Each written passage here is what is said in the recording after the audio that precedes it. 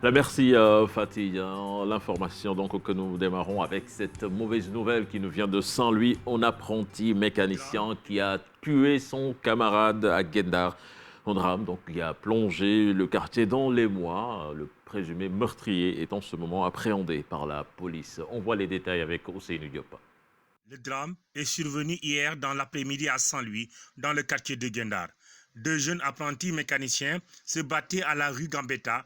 Finalement, le plus âgé a poignardé mortellement le jeune apprenti âgé de 18 ans et domicilié dans le quartier Hydrobase. Évacué à l'hôpital régional de Saint-Louis par les sapeurs-pompiers, il a finalement succombé à ses blessures dans les services d'urgence. Au moment des faits, le patron des jeunes apprentis était absent de son lieu de travail. Il a été informé par les proches et n'a pu que constater l'irréparable à son retour. Selon nos informations, le mobile du crime est lié à un partage du butin du jour estimé à 5 000 francs CFA. La personne mise en cause a passé sa première nuit au commissariat d'arrondissement de Lille. L'enquête suit son cours et nos sources nous ont précisé que le jeune incriminé sera déféré devant le procureur dans les prochaines heures. Nous parlons actuellement de cette affaire qui défraie la chronique en ce moment. Le colonel Momarguey qui juge scandaleux l'affaire des gazelles morts lors de leur transfert vers une réserve privée appartenant au ministre de l'Environnement. L'ancien conservateur des parcs nationaux déclare qu'il y a un manque total d'observation et de non-respect des normes de transfert d'animaux de cette nature. Là-dessus, nous écoutons cet élément signé Fatima Touré. La mort des deux bêtes sauvages après leur transfert dans la réserve privée du ministre de l'Environnement continue d'alimenter les débats. Un acte scandaleux selon le colonel Moumarguey, ancien conservateur parcs nationaux, qui parle de manque d'observation et de non-respect des normes édictées pour un transfert d'animaux de cette nature. Quand on transfère des animaux sauvages, il faut s'entourer de toutes les garanties. Parce que les animaux obéissent aux lois de la nature. Je crois qu'il y a eu imprudence, il y a eu inobservation des règles, il y a eu ignorance, en tout cas, du comportement des animaux, c'est-à-dire la gazelle elle-même. Pour l'ancien conservateur des parcs nationaux, des dispositions devaient être prises en amont afin d'éviter pareille situation. Le Sénégal est soumis à ce qu'on appelle la Convention de Washington. C'est une convention internationale sur le commerce et le transport des animaux sauvages. Aucun animal ne devrait être transporté, ne devrait être vendu, ne devrait être chassé, il fallait exactement que les règles soient appliquées. Colonel Moumarguey de préciser que ces gazelles et d'autres espèces rares sont protégées par une convention internationale que tout pays signataire doit respecter. Quand un animal est en voie de disparition, il y a des listes qui sont dressées, des animaux intégralement protégés, des animaux partiellement protégés et des animaux qui ne sont pas protégés et dont la chasse est autorisée. Il se trouve que la gazelle-là fait partie des animaux intégralement protégés, qu'il ne fallait pas transporter cet animal sous n'importe quelle forme. Cette affaire qui défraie la chronique à coup sûr aura des conséquences à l'échelle internationale, selon le colonel Moumarguey. Les responsabilités devraient être situées, dit-il, pour éviter une récidive. Éducation à présent avec les cours et examens à l'épreuve de l'hivernage. Le chef de l'État, en effet, vient de prolonger l'année scolaire 2019-2020 jusqu'au 30 septembre 2020. Donc une décision prise par décret. Nous voyons cela avec Ibrahim Akan. C'est maintenant officiel. L'année scolaire 2019-2020 est prorogée jusqu'au 30 septembre prochain. La décision est prise par le chef de l'État via le décret numéro 2020-1487 prorogeant l'année scolaire en cours. Dans le document, le chef de l'État fixe également la rentrée scolaire 2020-2021 au jeudi 5 novembre 2020 pour le personnel enseignant et administratif. Les élèves, eux, regagneront les classes une semaine plus tard, précisément le 12 novembre. La conséquence de la pandémie de la COVID-19 qui ne finit pas de chambouler pratiquement tous les secteurs. Les élèves en classe d'examen cette année devront faire avec les pluies pour espérer terminer les cours et passer leur examen. Pour rappel, le ministre de l'Éducation a déjà dévoilé les dates des examens. Le CFE entrée en 6e est prévu à partir du 20 août, le BFM à partir du 14 septembre. Pour le baccalauréat, les épreuves anticipées de philosophie se tiendront le 12 août, le bac technique à partir du 31 août, le bac général, quant à lui, se tiendra à partir du 2 septembre. Ce nouveau calendrier, à l'épreuve de l'hivernage, pourra-t-il être respecté, surtout dans les zones où il pleut le plus au Sénégal, notamment dans le sud du pays? Les autorités éducatives ont-elles pris toutes les dispositions pour parer à toute éventualité? Difficile d'y répondre quand on sait que beaucoup de spécialistes ont annoncé un début précoce de la saison des pluies 2020 et une fin. Parlons à présent du sit-in des étudiants de l'UVS et des bacheliers non orientés. Les premiers cités réclament des outils pour leur permettre de sereinement travailler. Les derniers, quant à eux, veulent être orientés dans les universités du Sénégal. D'ailleurs, ils comptent organiser une marche ce lundi pour se faire entendre à Modou-Fall. Les ordinateurs, de la connexion, bref, de meilleures conditions pour étudier tranquillement. Tel est le cri de cœur des étudiants de l'Université virtuelle du Sénégal. Il est temps que les autorités se penchent sur leur situation. Nous tenons à déclarer que nous n'allons pas laisser cette injustice, cette discrimination dont nous sommes victimes sous silence. Parce qu'au moment où ils ont octroyé des outils à certains parmi nous, ils l'ont privé à d'autres, sans aucun motif valable. C'est pourquoi nous avons décidé de porter le combat, mais pour nous également, mais aussi pour les générations futures. Parce que si on laisse passer, ils le feront à nos frères, nos sœurs qui viendront après. Leurs camarades non orientés ont profité de l'occasion pour rappeler à l'État que l'éducation est un droit. Que vous voyez ici, on a eu notre baccalauréat depuis l'année passée et on n'a pas été orienté jusqu'au moment où on vous parle. On a les seuls, car depuis quelques temps, on a recensé plus de 500 nouveaux bacheliers qui se trouvent dans la même situation que nous.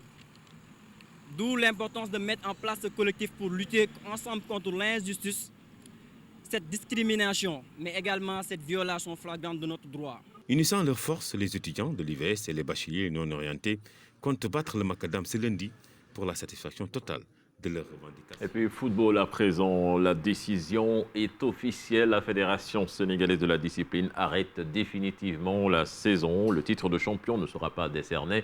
Teungueth FC et le Jaraaf seront respectivement en Ligue africaine des champions et en Coupe CAF. Habib Faye. La décision est inattendue. Elle est désormais officielle. La Fédération sénégalaise de football, dont le comité d'urgence s'est réuni ce mercredi, a prévu d'arrêter définitivement tous les championnats. Ces compétitions footballistiques ne reprendront plus en novembre 2020, mais plutôt en octobre pour une nouvelle saison. Ainsi, en a décidé la Fédération. Des décisions majeures de la réunion du comité exécutif fédéral ont été tenues. Arrêt définitif de tous les championnats, Ligue 1, Ligue 2, National 1, National 2, Régional. Aucun titre de championnat ne sera aussi décerné cette année 2020. Pas de montée, pas de descente. Teungueth FC et Jaraaf sont désignés pour représenter le Sénégal en Ligue africaine des champions et en Coupe CAF. Le démarrage de la saison 2020-2021 est fixé pour le samedi 31 octobre 2020. Le comité exécutif a aussi décidé des subventions post-Covid-19 ci-après. Les clubs de Ligue 1 vont recevoir 15 millions de francs CFA, ceux qui sont de la Ligue 2, 10 millions de francs CFA. Pour les clubs de National 1, 7 millions de francs CFA. Ceux qui sont de la National 2, 3 millions de francs CFA. Pour les régionaux, 1 million de francs CFA. Pour le foot féminin, les clubs de la division 1, 3 millions de francs CFA. Ceux qui sont de la division 2, 2 millions de francs CFA. Merci Habib Faye, Chérif. Il y a le football, une discipline que Fatih Dian suit tout le temps et adore. Vous comprenez qu'il voudrait dire le contraire. Non. En tout cas, moi, je ne vais pas m'aventurer à commenter ou bien donner certaines informations. Bon. Ouais, Mais pourtant, on peut tu dire quand fais- même que ça peut avoir des conséquences, ou bien ça aura des conséquences, évidemment. Oh, oui, des conséquences surtout pour les clubs de deuxième division, parce que quand même on avait vu des clubs qui étaient très bien partis, comme la Lingard de Saint-Louis, qui étaient partis pour remonter, mais là, avec cette nouvelle donne, on va rejouer le championnat avec les mêmes que l'année dernière. Il n'y aura pas de montée ni de descente. Bon, quand même, En tout cas. quand le championnat s'est arrêté il y a de cela 4 mois, pour un mois, on se doutait bien que ça allait être compliqué, mais pas que ce championnat n'irait pas à terme. Mais là, malheureusement, c'est le cas. Oui, c'est le cas malheureusement parce qu'ici au Sénégal, quand même, on est en train de lutter contre ce virus. On ne sait pas quand est-ce que quand même on en finira avec. Quand même. Et donc, les compétitions sportives, c'est difficile quand même de les organiser dans ces conditions. Je pense qu'en Ligue 1, cette décision, on pourrait dire qu'elle arrange tout le monde. Parce que quand même, on se doutait quand même du cas de Teungueth FC quand même. Qui était quand même bien, leader. très très bien Maintenant, parti pour les pour être compétitions champion. africaines, si on dit que les clubs qui sont quand même dans le trio de tête vont représenter le Sénégal. Les deux premiers. Les deux premiers, donc je pense que c'est bien. Maintenant, comme Diao l'a dit, c'est le cas quand même des clubs de la Ligue 2 quand même qui sont lésés. Parce qu'à mon avis, dans cette situation, la fédération aurait dû peut-être augmenter le nombre de clubs l'année prochaine. Envisager une Ligue 1 à 16 équipes. À par 16 exemple. équipes, de sorte que les deux, comme tu l'as dit, les deux premières équipes en Ligue 2 pourraient quand même monter l'année prochaine, rejoindre les 14, ce qui fera 16. Maintenant, en national aussi, les deux clubs qui étaient premier et deuxième quand même montent en deuxième division, de sorte que quand même on va permettre à tout le monde de quand même de la monter. Maintenant, ça va être difficile. Maintenant, j'espère que ces clubs-là aussi vont saisir la justice, hein, parce que comme en France, tu l'as vu, hein, il y a des clubs qui ont saisi même la Cour de cassation. Non, on ne sait pas, etc. puisqu'ils étaient en assemblée générale. Peut-être que ça a été unanime. Peut-être Même qu'ils ont si c'est accepté. unanime, même si c'est unanime quand même, il y a des procédures. Hein. Si quand même, ils se sentent lésés, je pense qu'ils peuvent même saisir les juridictions quand même pour qu'ils rentrent dans le droit. Espérons. En tout On cas. va voir comment ça va évoluer. À Fatih, on va aborder actuellement l'actualité internationale marquée. Modou Fall qui est là avec nous. Modou, bonjour. Bonjour, cher Tidiane Diao. Donc l'actualité internationale marquée par le décès du Premier ministre de la Côte d'Ivoire, Koulibaly, toute une république en berne. En Berne, oui, et nous avons en ligne Ibrahima Fall, qui est en Côte d'Ivoire. Donc Ibrahima, en direct, hein, vous allez nous décrire comment se passe l'ambiance là-bas, après le décès du Premier ministre Amadou Gon Koulibaly, une république en deuil. Ibrahima Fall, bonjour. Bonjour cher ami, comment allez-vous? Nous allons bien. Comment ça se passe là-bas, en Côte d'Ivoire, après le décès du Premier ministre Amadou Gon Koulibaly? Écoutez, un peu difficile. La Côte d'Ivoire est plongée dans une grande douleur depuis l'annonce du décès du Premier ministre Amadou Gon Koulibaly hier vers 17h. Il était le Premier ministre du gouvernement d'Alassane Ouattara et aussi ministre du budget et du portefeuille de l'État. Rappelez-vous que le Premier ministre est rentré le 2 de ce mois de juillet pendant un séjour médical en France. Et depuis son retour, c'est lundi qu'il a fait sa première sortie au niveau de son bureau. Et c'était hier, mercredi, qu'il a fait sa première sortie pour participer à ce Conseil des ministres. C'était son premier depuis le retour et son dernier. Hier, toute la Côte d'Ivoire est endeuillée. Un grand homme est parti, nous dit les autres, un ami à Alassane Ouattara, à qui ils ont fonctionné pendant 30 ans. Vous savez que depuis le retour du président Alassane Ouattara en Côte d'Ivoire dans les années 90, jusqu'à nos jours, il a été toujours avec Amadou Gon Koulibaly. Donc, la Côte d'Ivoire a perdu un grand homme hier. Un grand homme, il paraît qu'il était également le candidat du RHDP, le parti du président sortant Alassane Ouattara. C'est exactement cela? Bien sûr, parce que oui, c'était ça, c'est lui qui était le candidat du parti du président Alassane Ouattara. Maintenant, tout est à revoir, qui sera candidat, on attend, parce que ce n'est pas la question qu'on doit poser maintenant, parce qu'on prépare peut-être les obsèques en termes d'autres choses, telle que la question va revenir dans les jours à venir. Qui va remplacer Amadou Gon Koulibaly pour la présidentielle d'octobre 2020?